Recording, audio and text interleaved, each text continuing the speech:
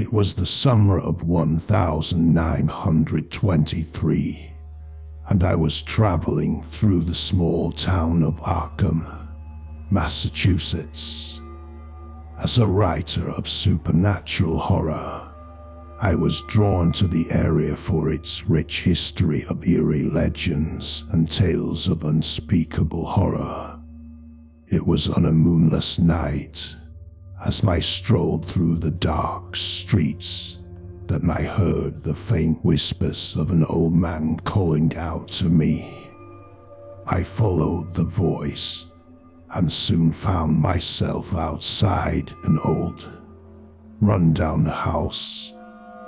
The man who had called out to me was an eccentric old recluse named Amos who lived alone in the house. He told me stories of dark magic and forbidden knowledge that had been passed down through the generations of his family.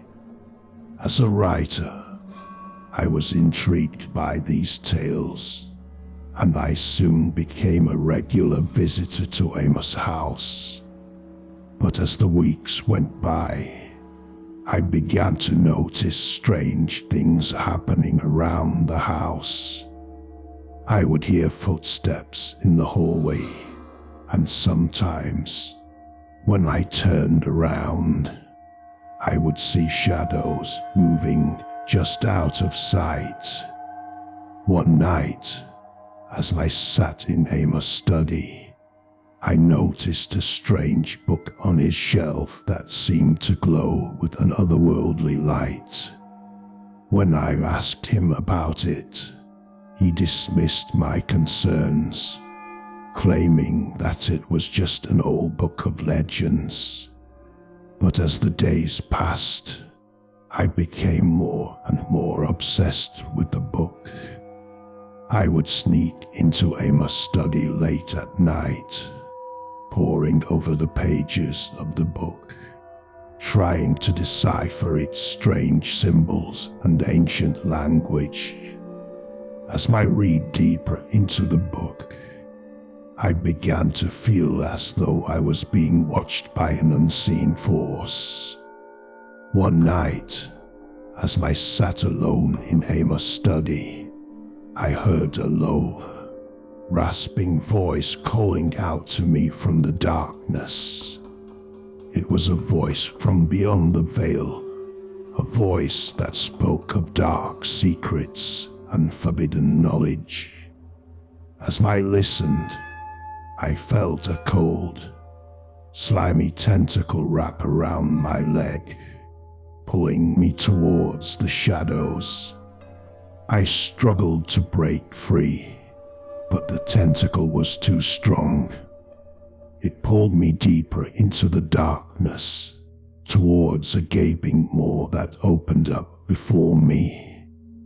I screamed out for help, but my cries were drowned out by the sound of eldritch chanting and the howling of unseen beasts.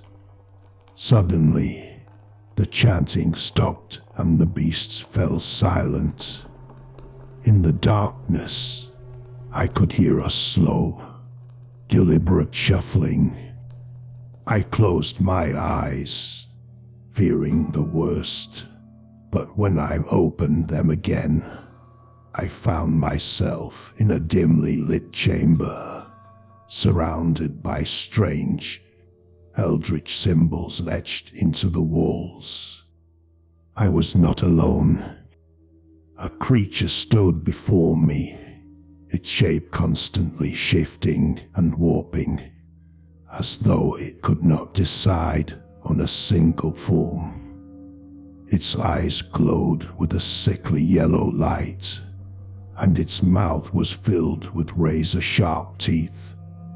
It spoke to me in a voice that echoed with the whispers of 1,000 souls, offering me knowledge and power beyond my wildest dreams. I was tempted by the creature's offer, but I knew deep down that there was a terrible price to be paid for such power.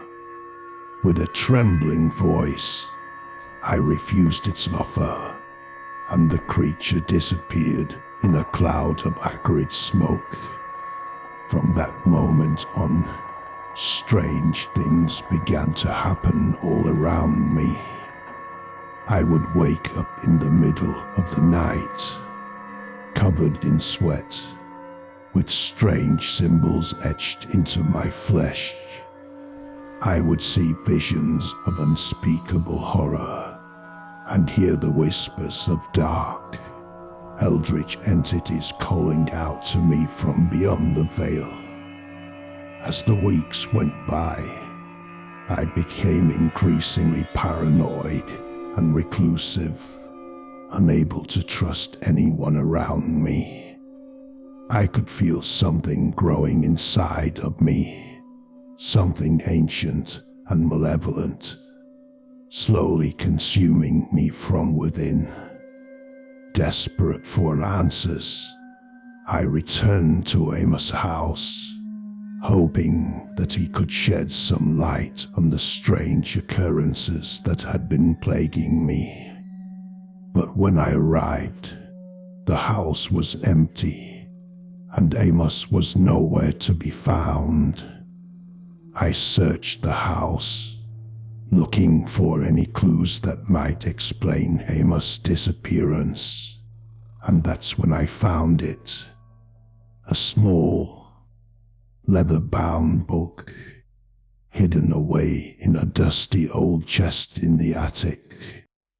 As I read through the book, I began to realize the terrible truth about Amos' family and their connection to the eldritch entities that had been haunting me. It seemed that the book that had drawn me to Amos in the first place was a cursed tome, containing knowledge and power that mortals were never meant to possess. Amos and his family had been its guardians for generations, tasked with keeping its dark secrets hidden from the world. But now that the book was in my possession, I knew that I had become its new guardian. I could feel its dark power coursing through my veins, and I knew that I would never be able to escape its influence. As I sit here now, writing these words, I can feel the book calling out to me, urging me to unlock its secrets and unleash its terrible power upon the world. I know that I should destroy it, burn it to ashes, and scatter its remains to the wind. But I cannot bring myself to do it, for even as I write these words, I can feel the darkness growing within me, and I know that it is only a matter of time before I succumb to its seductive whispers and embrace the power that lies within the cursed book. The end is open, and the fate of the world hangs in the balance.